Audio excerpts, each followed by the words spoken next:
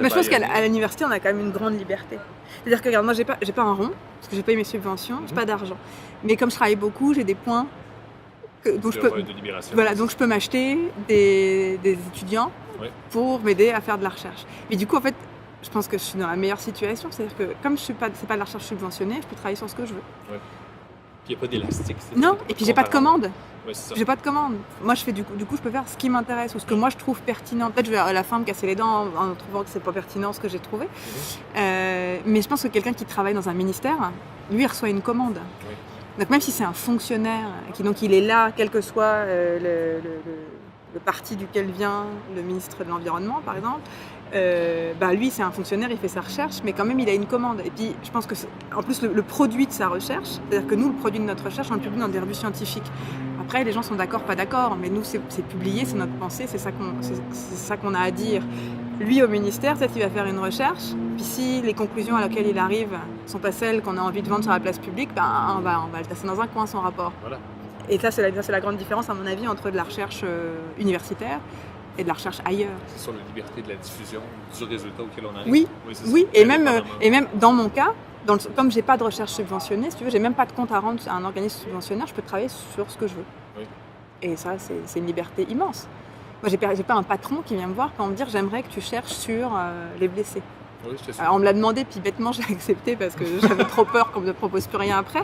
Mais aujourd'hui, où j'ai besoin justement de mettre la pédale douce, je suis capable d'accepter que des trucs qui sont dans mon sujet. Oui. Et puis en plus, ce qui est cool, c'est que du coup, les gens me reconnaissent maintenant pour mon sujet et du coup, je m'auto-nourris, disons. Alors que sinon, tu te tires dans le pied. Et tout le monde peut trouver ça inintéressant. Bah voilà, il se trouve que... Et encore, dans le débat public, je peux parler avec plein de gens qui font pas du tout de ça, donc pas avec des intellectuels, pas avec qui tu veux, mais de parler de est-ce que c'est la fin de la guerre en Syrie ou pas, et puis quand est-ce qu'elle a commencé, et c'est quoi les implications, et puis tu peux avoir, moi j'ai beaucoup de plaisir à avoir ces discussions-là, même avec mes enfants. Pourquoi c'est important aujourd'hui, quelqu'un qui travaille comme toi sur le droit humanitaire et le droit international humanitaire? Bonne question. Je pense que c'est une absolue nécessité. Je pense qu'on est des garde-fous contre la sauvagerie que les États ou les groupes armés à laquelle ils peuvent se livrer. Et donc on est des garde-fous, on est des remparts, on est des digues, on est des barrages. Il faut être là, il faut être présent, il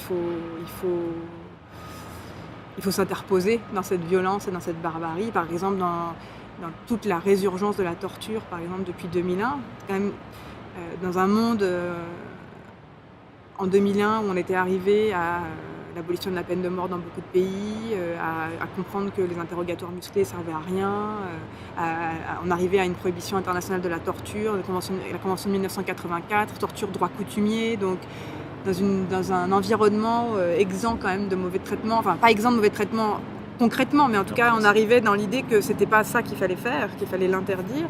Puis d'un coup, un retour de balancier depuis 2001, et puis la torture, et dans la société, les gens qui disent oui mais tu sais le fameux ticking bomb scénario, donc oui mais si tu sais qu'il y a une école, il y a une bombe dans l'école de ta fille, et tu as le terroriste en face de toi, et il veut pas te dire comment désamorcer la bombe, t'es sûr que tu le tortures pas, il faut résister à ça.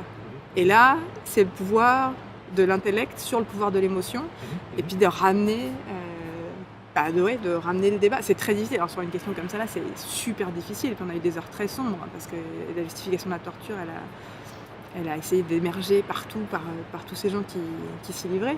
Moi, ce que je trouve le plus intéressant, et c'est pour ça que je pense que ça continue d'être absolument essentiel, et que je suis super optimiste dans le domaine dans lequel je suis, qui pourtant, quand tu regardes, tu te dis pas super optimiste quand même, la Syrie, la République centrafricaine, la Libye, les migrants, tout ça, Daesh, non, c'est pas très réjouissant. Mais si tu regardes la politique, enfin la rhétorique des États-Unis,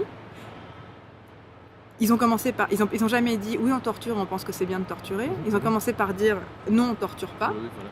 Ensuite ils ont commencé par dire oui c'est des mauvais traitements mais c'est pas vraiment de la torture. Ils ont cherché à se justifier.